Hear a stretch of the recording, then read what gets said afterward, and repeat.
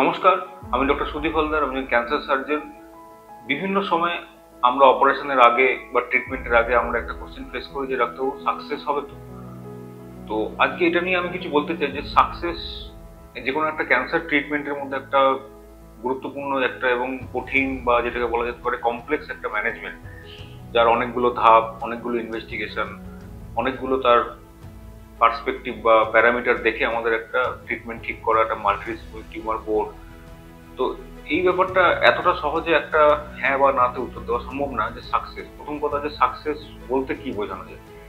তো সাকসেস হচ্ছে এমন একটা বা সাফল্য এমন একটা জিনিস যেটাকে বিভিন্ন দৃষ্টিভঙ্গি থেকে দেখতে গেলে, যদি আমি অপারেশন করি তাহলে আমার অপারেশন করার আমার দিক থেকে হচ্ছে টিউমার বা যে ক্যান্সারের যে জায়গাটা আমি অপারেশন করছি সেটা আমি সম্পূর্ণভাবে বার করতে পারছি কিনা, সেটা একদিক থেকে সাকসেস। ২ নম্বর, যে পেশেন্ট সেটা কত তাড়াতাড়ি রিকভার করছে, সেটা একটা সাকসেস। পেশেন্ট তারপরে নিজের কোয়ালিটি অফ লাইফ বা যেটা উনি যে কাজকর্ম করতেন মোটামুটি সেই কাজকর্মটিকে উনি এগিয়ে যেতে পারছেন কিনা। তারপরে আসলো যে বায়োপসি রিপোর্টটা আমাদের জানালো যে আমরা যেটাকে মনে করছি আমরা সম্পূর্ণ টিউমার অপারেশন করেছি, সেটা সম্পূর্ণরূপে টিউমারটা অপারেশন হয়েছে কিনা, তার মার্জিন নেগেটিভ আছে কিনা, তার গ্ল্যান্ড ঠিক মতো বেরিয়েছে কিনা, তাতে কোনো রকম ক্যান্সার আছে কিনা। তো সেটা দেখতে গেলে তার বায়োপসি রিপোর্টটা এসছে কিনা, এরপরে তার পরবর্তী কোনো ট্রিটমেন্ট লাগবে কিনা, সেই ট্রিটমেন্টের সাইড এফেক্ট কি, কমপ্লিকেশন কি, এই কমপ্লিকেশন গুলোকে যদি আপনি ধরি যে সাকসেসের একটা অন্তরায়, তাহলে আবার সেটা ভুল। কারণ যে কোনো ট্রিটমেন্টের কিছু না কিছু কমপ্লিকেশন, সাইড এফেক্ট থাকবেই। যেমন একটা কেমোথেরাপির একটা সাইড এফেক্ট থাকতে পারে, যেমন ধরা যাক চুল পড়ে যাওয়া। সব কেমোথেরাপিতে হয় না, কিছু কিছু কেমোথেরাপিতে হয়। তো এই চুল পড়ে যাওয়াটা তো একটা সাইড এফেক্ট, কিন্তু এটাকে আমি ফেলিওর হিসেবে ধরতে পারবো না। একই রকম ভাবে একটা অপারেশনের দিক থেকে আমরা যেটা বলি যে একটা অপারেশনের যে কোনো কমপ্লিকেশনকে আমরা একটা, হ্যাঁ হতে পারে যেভাবে যেরকম স্মুথলি আমরা চেয়েছিলাম একটা পোস্ট অফ রিকভারিটা হোক, সেরকম হয়তো হলো না। একটা ৭-১০ দিনের ডিলে হচ্ছে, বা অনেক ক্ষেত্রে আমাদের হয়তো একটা রি অপারেশন করতে হচ্ছে। তো এগুলোকে ঠিক সাকসেস ফেলিওর এর মধ্যে ফেলা যায় না। সুতরাং এক কথায় যদি কখনো আমরা এই কোশ্চেনটা ফেস করি যে সাকসেস হবে কিনা, তো এই সাকসেস জিনিসটা ডিফাইন করাটা খুব ডিফিকাল্ট। এবার যারা বাড়ির লোক বা পেশেন্ট, তাদের ক্ষেত্রে সাকসেস একটা হতে পারে যে তার আয়ু বা পরমায়ু কোনো চেঞ্জ হচ্ছে কিনা, এই একটা এত বড় ট্রিটমেন্ট বা এতদিনের ট্রিটমেন্ট হওয়ার পরে তারাও কোনো রকম অসুবিধার সম্মুখীন হচ্ছে কিনা, সেগুলো একটা সাকসেসের বা ফেলিওরের মধ্যে তারা ধরতে পারেন। কিন্তু এটা বুঝতে হবে যে একটা ক্যান্সারের ট্রিটমেন্ট, একটা যে ওভারঅল যে তার দৃষ্টিভঙ্গি নিয়ে আমরা যেভাবে একটা শুরু করছি, তার ইন্টেনশন কি, এটা আমরা কিউরেটিভ মানে সারিয়ে তোলার মতো না প্যালিয়েটিভ ঠিকই রাখার মতো ট্রিটমেন্ট হচ্ছে, সেই ব্যাপারগুলো নিয়ে একটা, এটা একটা ডাইনামিক প্রসেস। এখানে ট্রিটমেন্টের ডায়াগনোসিস থেকে শুরু করে ট্রিটমেন্ট এবং ট্রিটমেন্ট পরবর্তী ফলো আপ সবকিছুর মধ্যে একটা আমাদের সামঞ্জস্য বজায় রেখে কখনো কিছু সুবিধা হয়, কখনো কিছু অসুবিধা হয়, এগুলো মেনেই আমাদের কিন্তু একটা ট্রিটমেন্টের দিকে এগিয়ে যেতে হয়। এবং এই সর্বোপরি এত কিছুর উপর ডিপেন্ড করছে যে কোনো একটা কিছু সাকসেস হচ্ছে কি হচ্ছে না। তো এখানে একই রকম ভাবে একটা টিম হচ্ছে যারা ট্রিটমেন্ট করছে, একটা টিম হচ্ছে যে পেশেন্ট এবং তার বাড়ির লোক, এবং একটা টিম হচ্ছে যারা কেয়ার গিভার, যেমন হচ্ছে অপারেশন বা ট্রিটমেন্টের পরে যে সিস্টার, নার্স, একদম শুরু করে যে ফিজিওথেরাপি হচ্ছে, তিনি নিউট্রিশনিস্ট, ডায়েটিশিয়ান।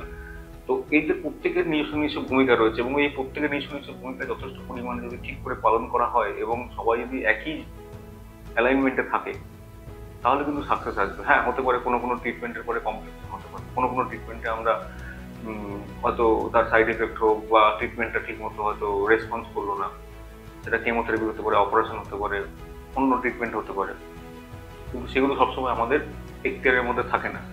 তো উইথ বেস্ট ইন্টেনশন যে ট্রিটমেন্টটা করা হচ্ছে, সবাই মিলে একটা ডিসিশন নিয়ে মিলিতভাবে পেশেন্ট এবং তার বাড়ির লোকের সমন্বয়ে যে আলোচনা করে একটা ট্রিটমেন্ট করা হচ্ছে, এই ট্রিটমেন্ট করাটার উদ্দেশ্য নিয়ে যখন আমরা শুরু করি, তখন আমাদের মাথায় থাকে যে শুধুমাত্র কিভাবে রোগটা থেকে আমরা পেশেন্টকে তার মুক্ত রাখতে পারি এবং তার কোয়ালিটি অফ লাইফটাকে আমরা মেনটেন করতে পারি। অনেক ক্ষেত্রে স্টেজ 4 ডিজিজ বা ক্যান্সারের ক্ষেত্রে, যেগুলো নিয়ে আগেও আমি আমার আগের ভিডিওতে বলেছি, যেখানে হয়তো সারিয়ে তোলা যাবে না, কিন্তু জিনিসটাকে আমরা প্রলং করতে পারি, তার আয়ুটাকে প্রলং করতে পারি। শুধু আয়ু প্রলং করা না, আয়ু প্রলং করার সাথে সাথে তার কোয়ালিটি অফ লাইফটাকে ইমপ্রুভ করতে পারি। শুধু বেঁচে আছেন অথচ বিছানায় শুয়ে রয়েছেন, এটাতে কিন্তু খুব একটা তার ইমপ্রুভমেন্টের কিছু জায়গা নেই। সেটা কিন্তু আমি সাকসেস বলে মনে করি। আসলে তখনই মনে করবো যে এখানে আমরা আয়ুটাও বৃদ্ধি করতে পারলাম, একই সঙ্গে তার একটা কোয়ালিটি অফ লাইফ, সে নিজের অন্তত নিজের কাজগুলো নিজে করতে পারলেন, উনি নিজের চাহিদা, নিজের যে ইচ্ছা, সেগুলো যেন অল্প অল্প করে উনি করতে পারছেন। সেই জায়গা থেকে সাকসেস আসছে, সেই জায়গা থেকে সাকসেস আসছে কি আসছে না, সেটা তখন আমাদের একটা বিচার্য বিষয় হয়ে দাঁড়ায়। এবং এই এত কিছু নিয়েই তখন আমাদের একটা টিম ওয়ার্ক বোর্ড হোক বা আমাদের ইন্ডিভিজুয়াল হোক, এগুলো আমাদের ডিসকাশন করতে হয়। এবং এখানে একটা বড় ভূমিকা পালন করে কাউন্সিলিং, সাইকিয়াট্রি, তাদের ডিপার্টমেন্ট, সাইকো অনকোলজি, এদের একটা, এবং ইভেন পেন ম্যানেজমেন্ট। তো এতগুলো প্যারামিটার, এতগুলো দৃষ্টিভঙ্গি নিয়েই ডিপেন্ড করে যে কোনো একটা ট্রিটমেন্ট সাকসেসফুল হচ্ছে কি হচ্ছে না। তো এটা একটা কমপ্লেক্স ব্যাপার। এরকম একটা আমি যেভাবে বলার চেষ্টা করলাম সেটা আপনারা বোঝার চেষ্টা করবেন, এবং যদি এটা নিয়ে আপনাদের কোনো কিছু জানানোর বা মতামত থাকে বা কিছু বলার থাকে আমাকে জানান। কারণ এটা নিয়ে বারবার আপনাদের ভাবা দরকার যে কোনো একটা পার্টিকুলার আমি একটা উঠে করে দিলাম, তো বা একটা কেমোথেরাপি দিয়ে দেওয়া হলো এবং এটা নির্মূল হয়ে গেল, ব্যাপারটা এতটা ইজি বা 2-2-4-এর মতো ব্যাপারটা নয়। যে কোনো ট্রিটমেন্টই খুব একটা ইজি নয়, কিন্তু ক্যান্সারের ট্রিটমেন্টটা মাল্টিফ্যাক্টোরিয়াল, মাল্টিপল তার ধারা এবং বিভিন্ন দিক থেকে তাদের ট্রিটমেন্ট করা, এবং ট্রিটমেন্টের সঙ্গে আনুষঙ্গিক অনেক কিছু থাকে যেগুলো নিয়ে আমাদের পেশেন্টের ট্রিটমেন্ট করতে হয়, এবং সেই তারপরেই আমরা কোনো পেশেন্টকে বলতে পারি যে হ্যাঁ আমরা তাকে সাকসেসফুলি ম্যানেজ করতে পেরেছি। তো এটা একটা পরবর্তী সময় পেশেন্ট কিরকম থাকছে তার উপর ডিপেন্ড করে আমরা বলতে পারি যে হ্যাঁ এই পেশেন্টকে আমরা সাকসেসফুলি ম্যানেজ করতে পেরেছি। তো এটাই ছিল আজকের বিষয়। এইরকম বিষয় নিয়ে আমি ভিডিও করি এবং আপনাদের বোঝানোর চেষ্টা করি, কমপ্লেক্স ব্যাপারগুলো নিয়ে আমরা এখানে আলোচনা করি। তো এই বিষয় নিয়ে আপনাদের আরো কিছু জানানোর থাকলে আমাকে জানান, আমি তার অন্যান্য ভিডিওতে আবার এটা নিয়ে বলার চেষ্টা করব। নমস্কার।